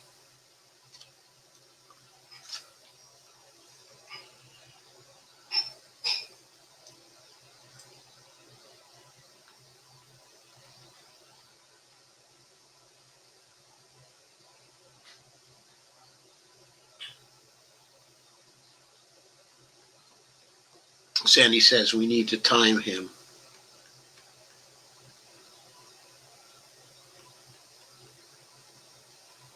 Beau Biden was a really good-looking guy.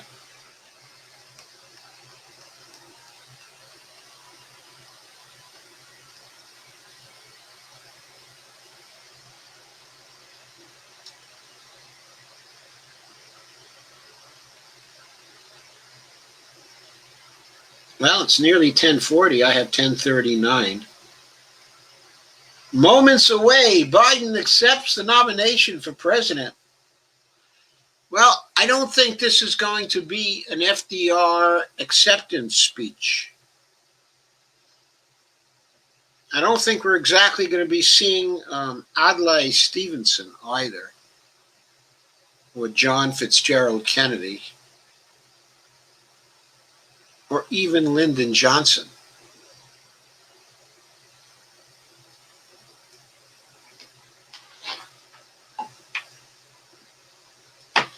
What's all that snow doing there?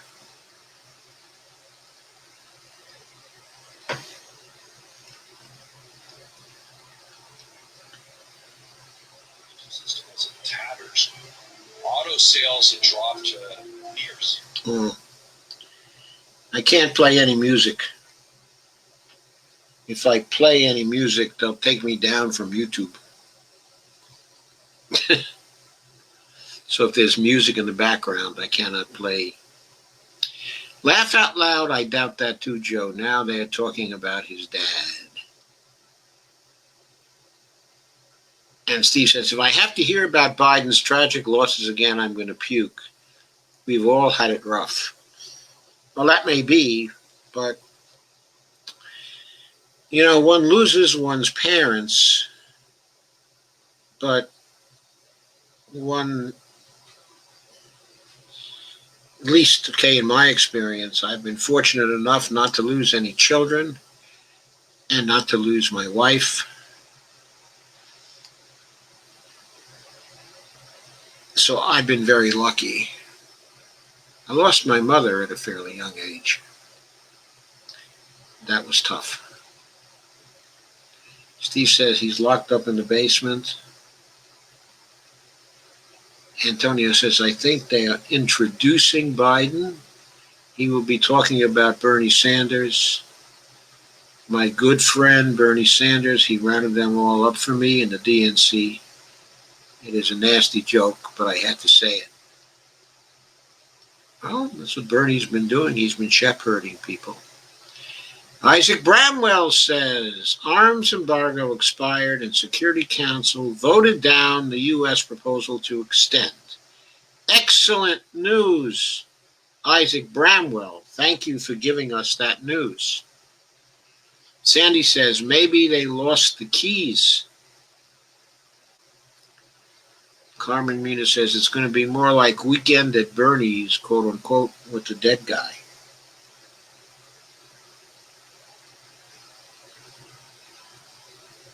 Carmen asks, Steve Wolfbrandt with Ross Perot?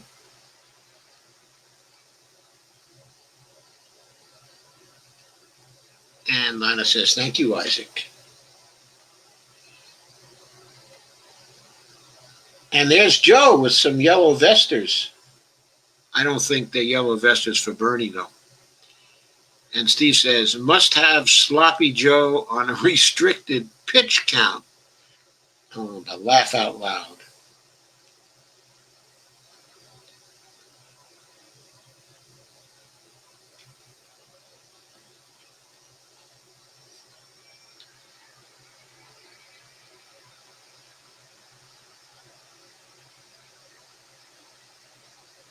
Mm.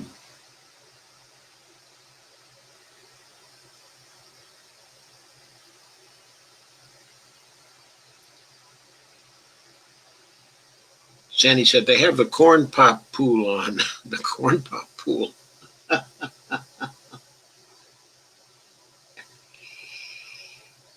gee. There's Joe and the Boy Scouts, or was that the Cub Scouts? And there's Joe with some yellow vesters.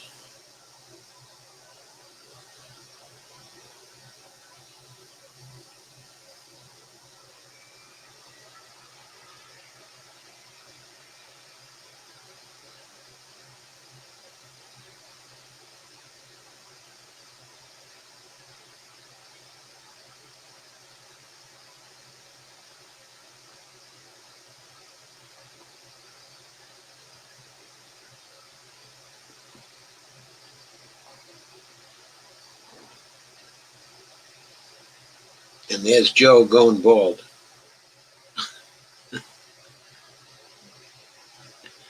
Sandy says, very hairy. Wait, what? The Useful Idiots has a drinking game going. They do. And Lana says, I voted for Perot. He was right about NAFTA. He was. Carmen said, I didn't vote for Perot. I should have. I wasn't woke at the time. I should have, too. I didn't vote for Perot either. But Perot was an austerity monger. He was right on NAFTA, but he was an austerity monger.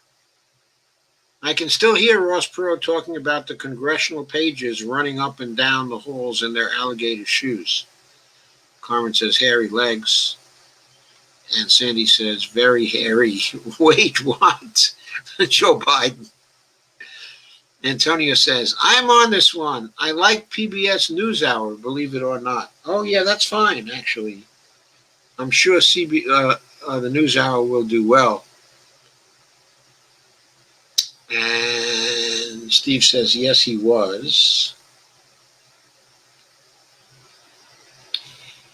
And Catherine says, I voted for Perot.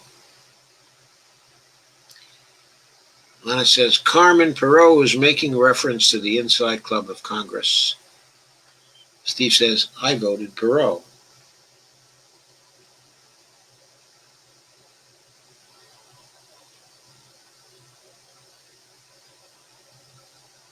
God. It's 10:46. When are they going to get to the acceptance speech? They really are hiding the guy. I mean, Trump is probably going to do a 45-minute acceptance speech, ranting and raving the whole way. Well, I guess Biden will have the better of that then. Not like Yeti Shroomhead, though. Stormy Daniels. Sandy says, a chicken in every pot. Steve says, aye. Aye, aye, aye. Well, more pictures of Joe and Jill.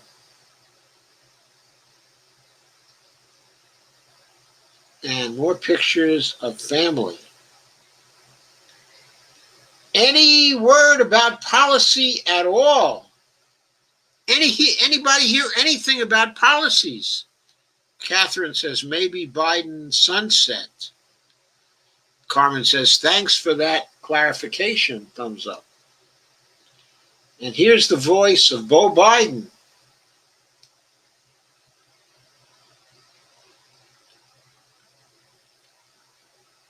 Lana says, Perot was the last independent candidate they allowed in debates. He got 11% of the vote, I believe. Yeah, he collapsed towards the end. He was, at one point, he was pretty much in a three-way tie with the other two.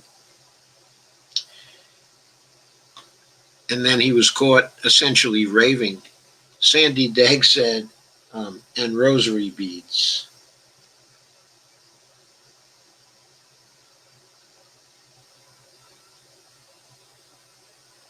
He has no policies anyone wants to hear at this point. Steve says, no policy anywhere. He's being nominated. He's accepting the nomination. No policies anywhere. Only holding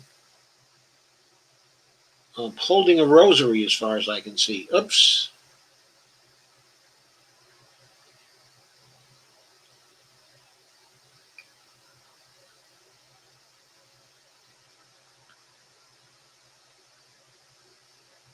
We see Joe with Barack.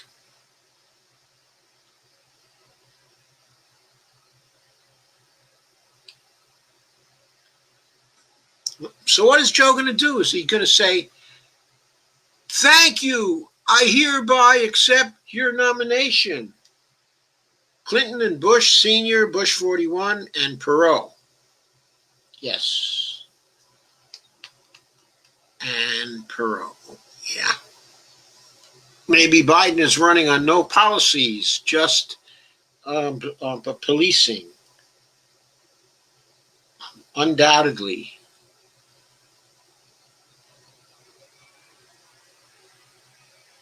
What are we doing here, folks? What the hell is going on? Steve says, I once voted for that black guy. What's his name? Lana says, I watched the funeral when Beau Biden died. It was very beautiful and very sad. I was quite sad, too, because I thought Beau Biden was a straight shooter. And I thought that by now, he would have been a pretty good candidate for the presidency. Lana says, Barry Hussein. Yeah. Oop.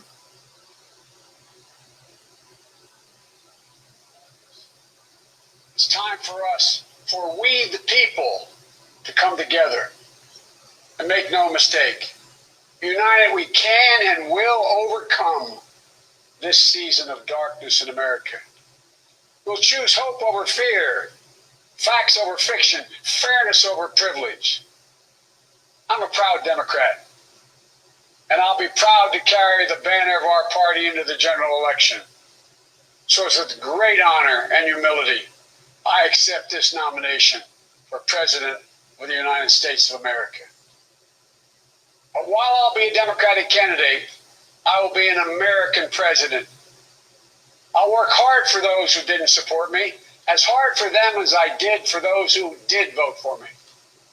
That's the job of a president, to represent all of us, not just our base or our party. This is not a partisan moment. This must be an American moment.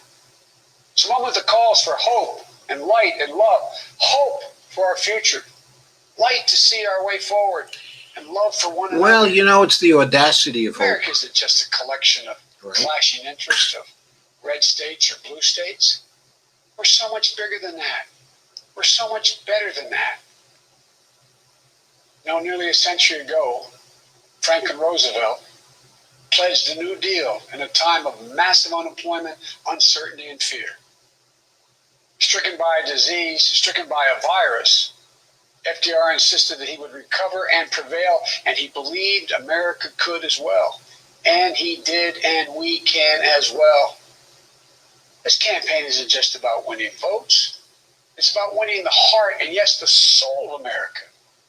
Winning it for the generous among us, not the selfish. Winning it for workers who keep this country going, not just the privileged few at the top. Winning it for those communities who have known the injustice of a knee on the neck. For all the young people who have known only America being of rising inequity and shrinking opportunity, they deserve the experience of America's promise. They deserve to experience it in full. You know, no generation ever knows what history will ask of it. All we can ever know is whether we're ready when that moment arrives. And now history has delivered us to one of the most difficult moments America's ever faced. It wasn't history. 4 historic crises, all at the same time. A perfect storm. The worst pandemic in over 100 years. The worst economic crisis since the Great Depression. The most compelling call for racial justice since the 60s. And the undeniable realities and just the accelerating threats of climate change. So the question for us is simple. Are we ready? I believe we are. We must be. You know, all elections are important. We know in our bones this one is more consequential. As many have said, America is at an inflection point. A time of real peril, but also of extraordinary possibilities.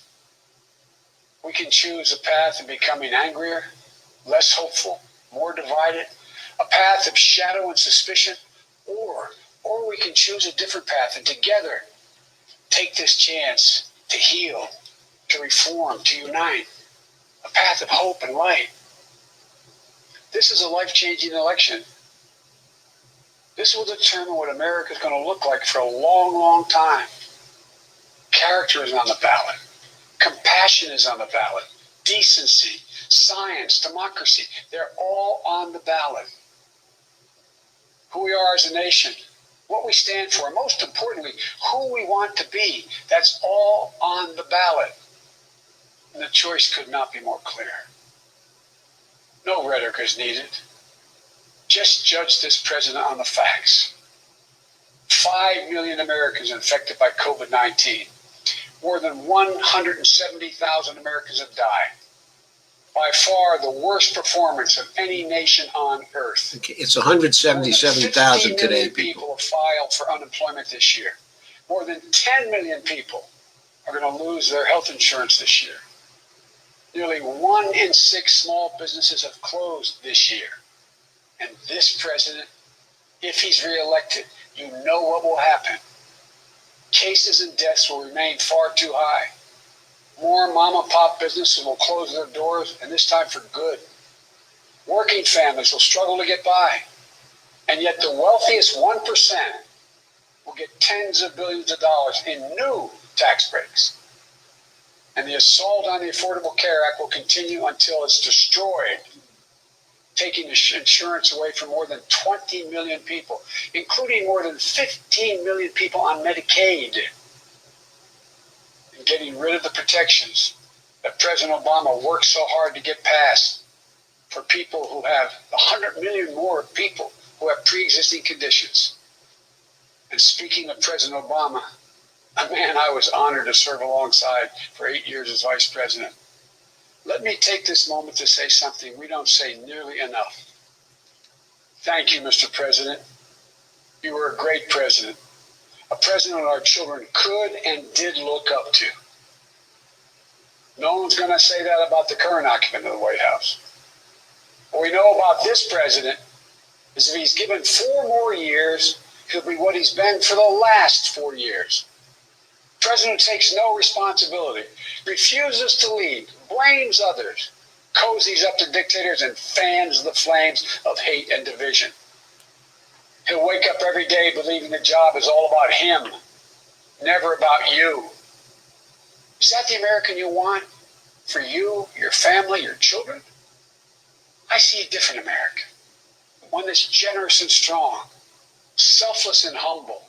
It's an America we can rebuild together. As president, the first step I will take will be to get control of the virus that has ruined so many lives. Because I understand something this president hasn't from the beginning.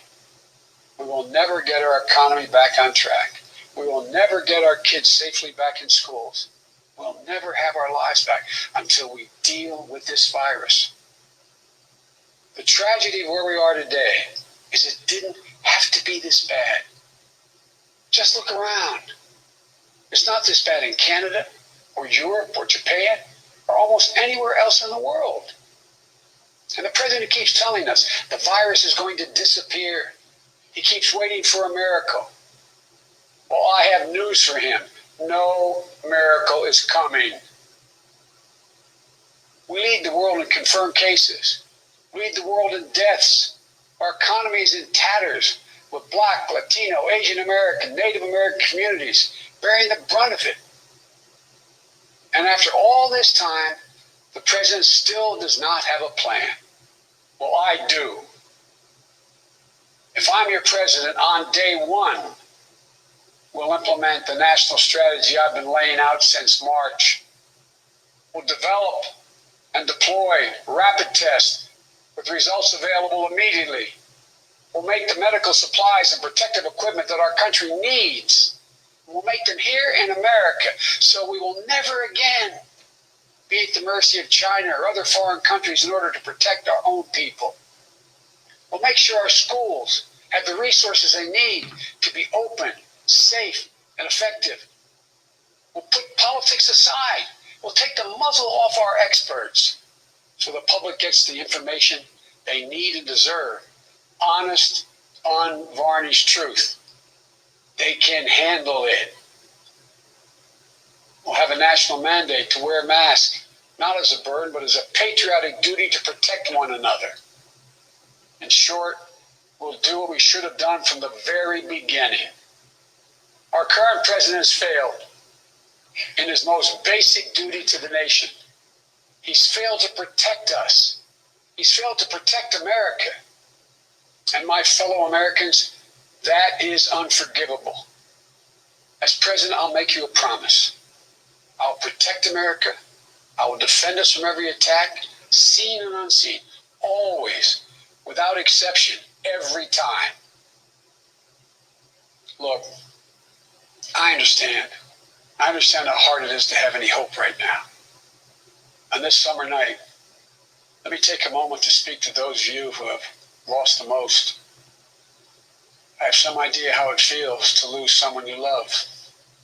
I know that deep black hole that opens up in the middle of your chest and you feel like you're being sucked into it.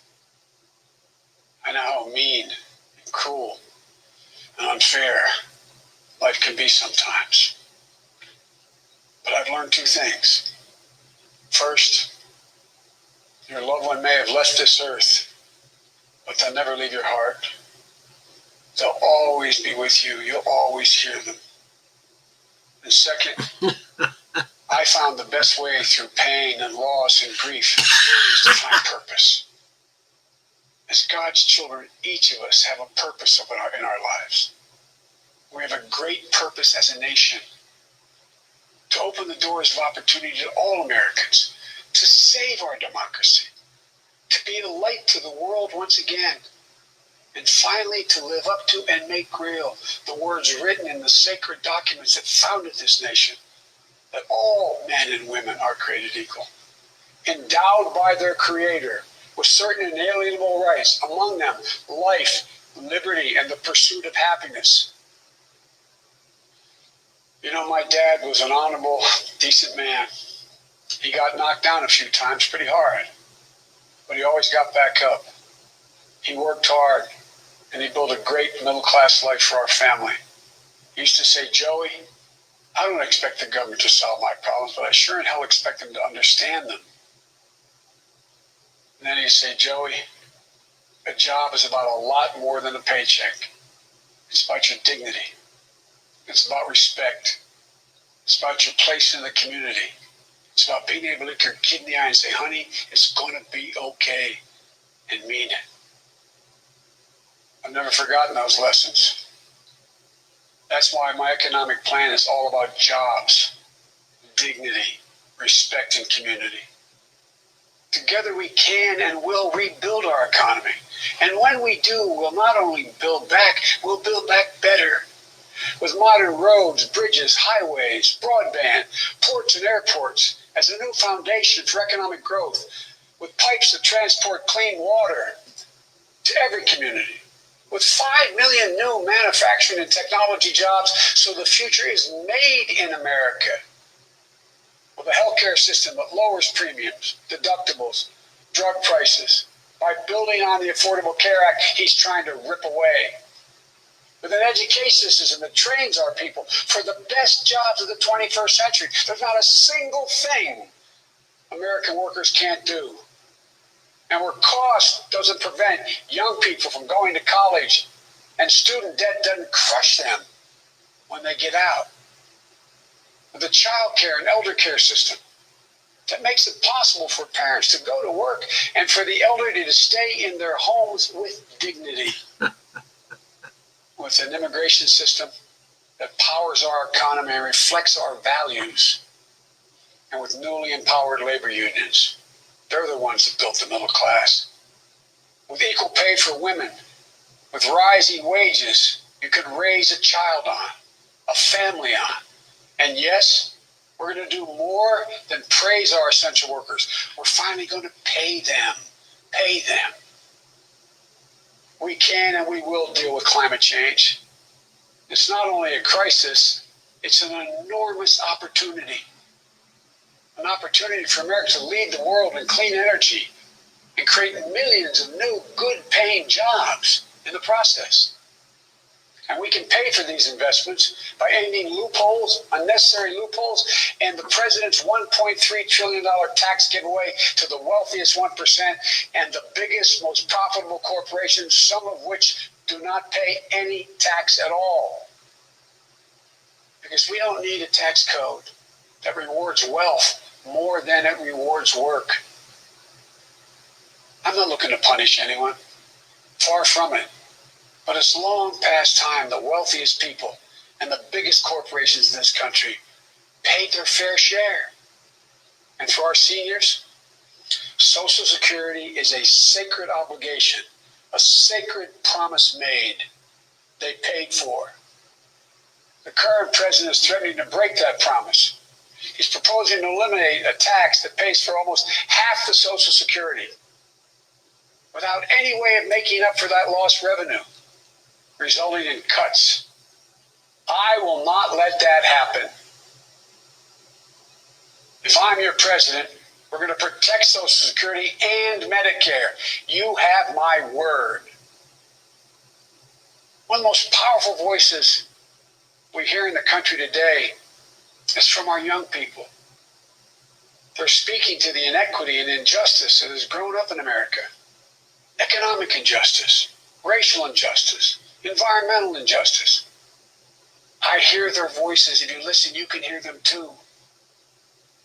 And whether it's the existential threat posed by climate change, the daily fear of being gunned down in school, or the inability to get started in your first job, it will be the work of the next president to restore the promise of America to everyone. And I'm not going to have to do it alone, because I'll have a great vice president at my side. Senator Kamala Harris, she's a powerful voice for this nation. Her story is the American story. She knows about all the obstacles thrown in the way of so many in our country. Women, black Americans, South Asian Americans, immigrants, the left out and the left behind. But she's overcome every obstacle she's ever faced. No one's been tougher on the big banks and on the gun lobby. No one's been tougher in calling out the current administration. Well, he hasn't had a gaffe yet, its failure folks. to follow the law, its failure to simply tell the truth. Kamala and I both draw from our families. That's where we get our strength. For Kamala, it's Doug and their families. For me, it's Jill and ours. I've said many times, no man deserves one great love in his life, let alone two. But I've known two. After losing my first wife in that car accident, Jill came into my life. She put our family back together. She's an educator, a mom, a military mom, and an unstoppable force. If she puts her mind to it, just get out of the way. She's going to get it done. She was a great second lady. And I know she'll make a great first lady for this nation. She loves this country so much. And I'll always have the strength that can only come from family. Hunter, Ashley, all our grandchildren, my brothers, my sister. They give me courage. They lift me up.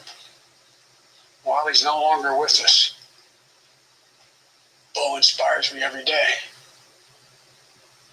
Bo served our nation in uniform. A year in Iraq, a decorated Iraqi war veteran.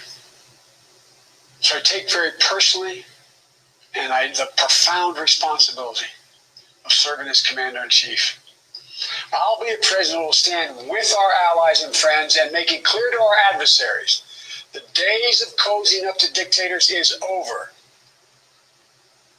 Under President Biden, America will not turn a blind eye to Russian bounties on the heads of American soldiers. Nor will I put up with foreign interference in our most sacred democratic exercise, voting.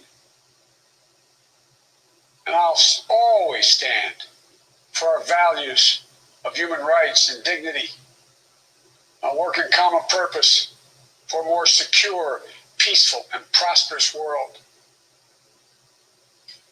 History has thrust one more urgent task on us.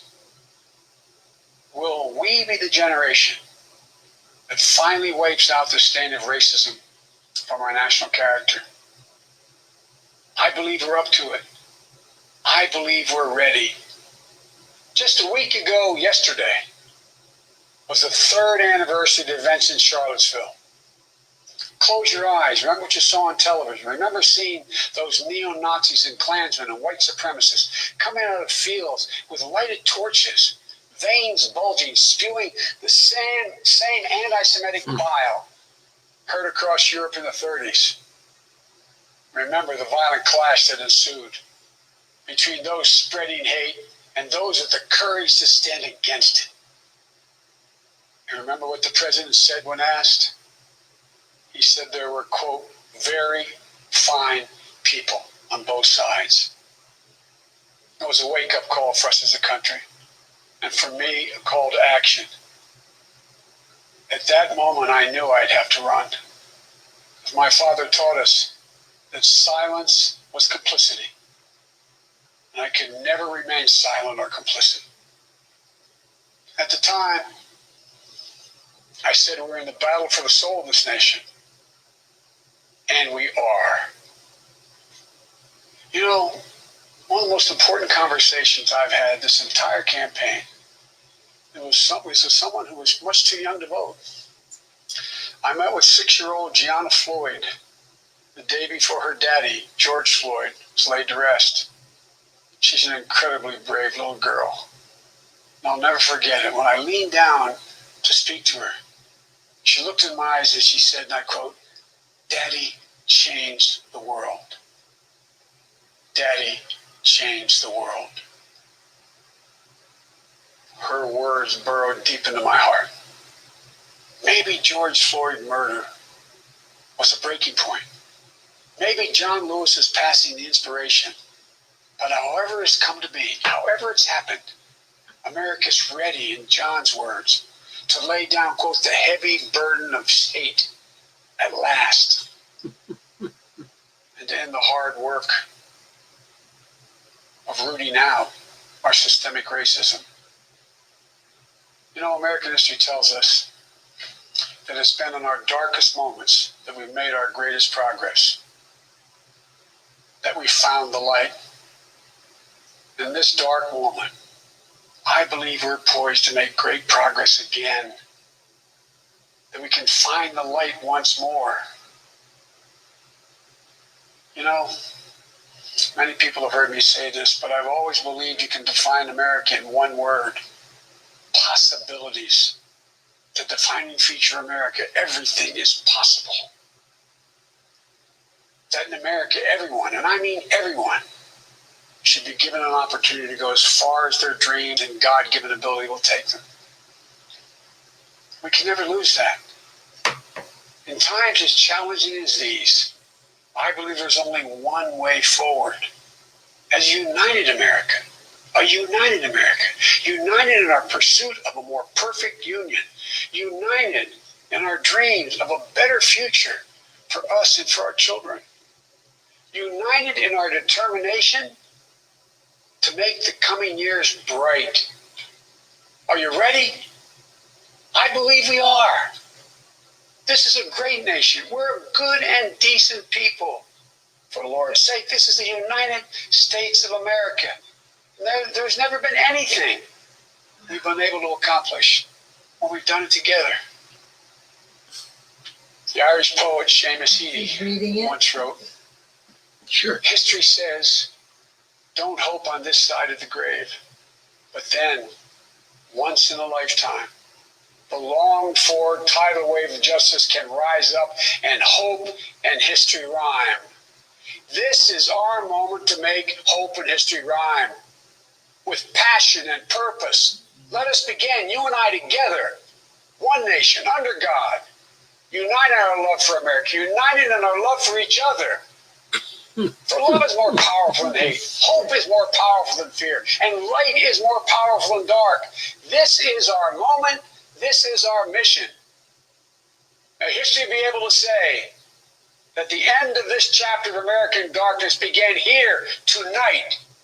Did you As say love and goodbye? hope and light join in the battle No, I'm on. for the soul of the nation. I'm still on. And this is a battle we will win, and we'll do it together. I promise you. Thank you, and may God bless you, and may God protect our troops. Good night. Formally accepting his party's nomination in a speech. Savannah, I'm going to borrow your words.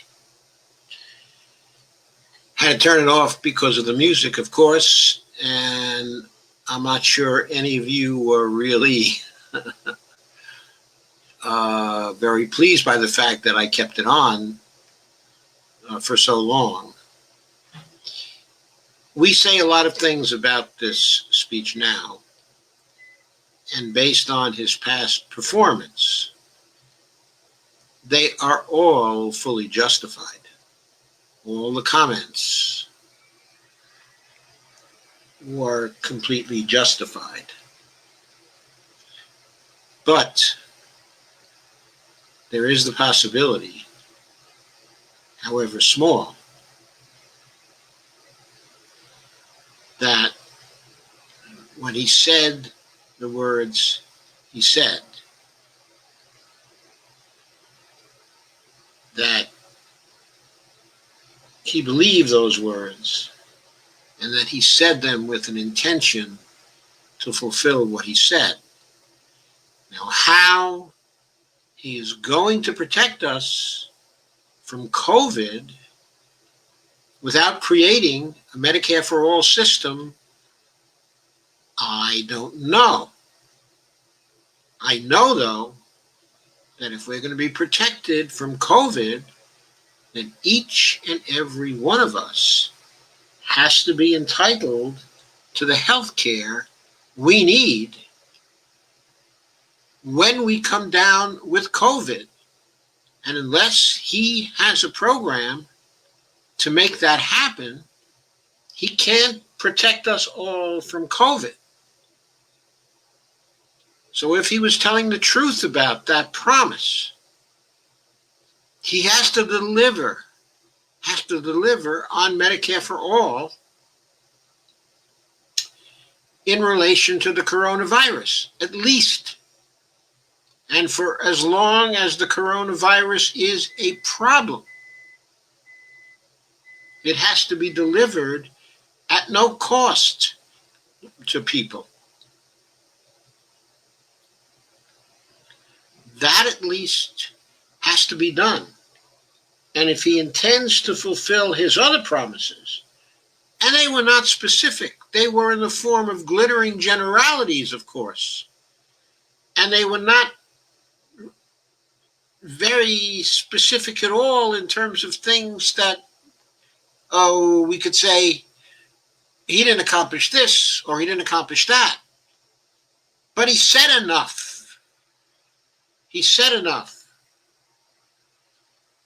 to easily be interpreted as promising all of us a much better life because of the policies that he was going to follow while in the presidency and get the Congress to accept. So, we have to look at this particular nominating speech, and I'm assuming that he is going to win, that Trump will not be able to pull this out, and that Biden, in fact, will be elected in spite of attempts to rig, that he will be elected in spite of attempts to cheat, that there will be a movement among us to see to it that the actual winner gets into the White House this time. I do believe that we will play our part in making that happen, and that Biden, if he stays healthy, is likely to become the president in January of 2021. We will know soon, within the first 3 to 6 months, whether what he promised in this speech is coming to pass. Now, there should be no honeymoon for him. There should be a mass movement which is mobilized from now through the election and in the months following the election. And there should never be a demobilization of that movement again. We must have a progressive movement that never demobilizes. That is always there. That is top of mind for the politicians forevermore in this country. No more letting other people do it. We all have to play a part in doing it ourselves. So we will know, and we will be able to hold him accountable after a very short time in the new administration. And let us work for the new party. Let us work for an outside party. Let us be there to hold not only Biden to his promises, but to hold the Democratic Party accountable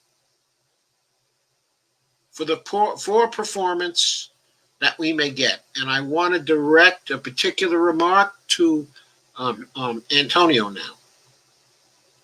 Antonio, we will never have a Japanese type of healthcare system here. It is not because the Japanese healthcare system is bad.